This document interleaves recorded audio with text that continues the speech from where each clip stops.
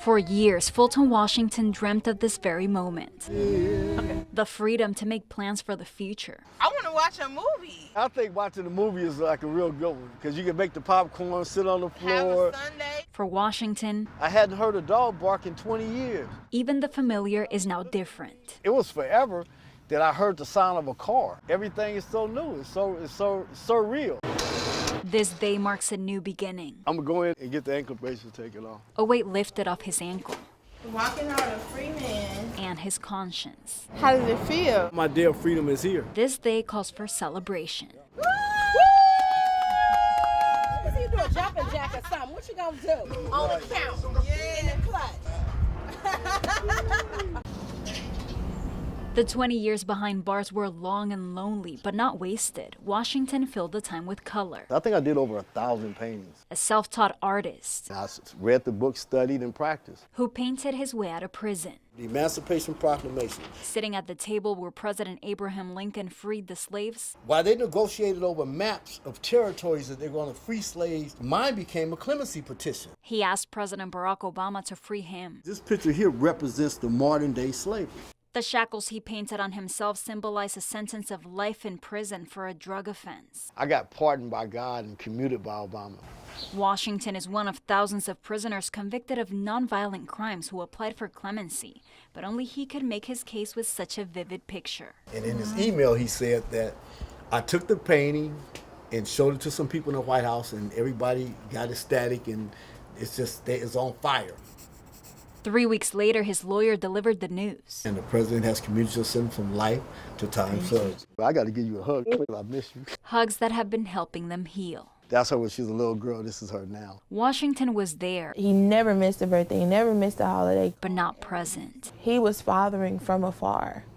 But that does, with the limitations of incarceration, it does only go so far. That's my dad, but it's almost like emotionally, that's a stranger. So for me, distance was the safest thing. That distance has now disappeared, but the wounds left scars. I have only physically saw him in person 4 times that I can remember within my life. Last year, Leon Washington wrote a letter to President Obama Sidelines of life. asking him to commute her dad's sentence after she forgave him for not being home. I hope to have the opportunity to cry in his arms and call him daddy with no time restraint and no guards intervening. I hope to have him home.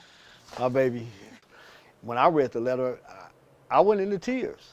It actually broke me down because the time that I was out of your life, and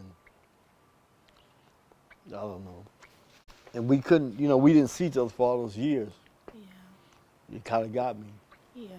The old self is really trying to teach the young. Washington says there's the old him, and then there's the new him. I've been to prison before for the same type of drug, for the same type of charges. The old him has paid for past mistakes. I did that time. He did over 4 years in prison in the 80s after pleading guilty to drug charges. I messed around and did a favor for a guy.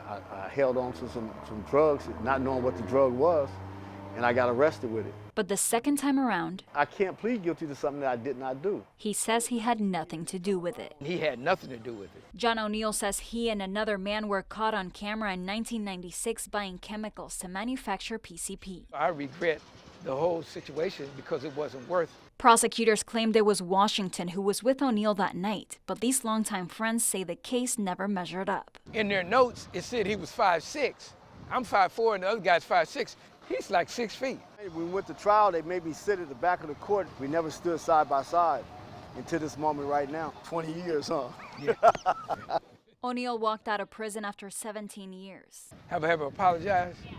In many ways, absolutely. He knows that. While Washington was still on track to spend the rest of his days in prison.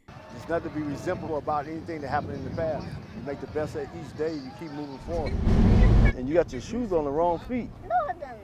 Yeah, you do. He's moving forward You like playing with my ears? with a family that multiplied while he was away. Jacob, who you call on your phone? My auntie. And what do you be talking to them about? Because they get on my nerves. They get on your nerves. But there's one thing he won't let go. Now that you're a free man, why do you want to go back to court? I want to go back to court to prove my innocence, to prove mostly to my family. Proving my innocence helped explain the reason why I wasn't there. He can't erase his past. He can't change the last 20 years, but he wants freedom from a verdict he says he didn't deserve. In Compton, Bianca Grollo, ABC 10 News.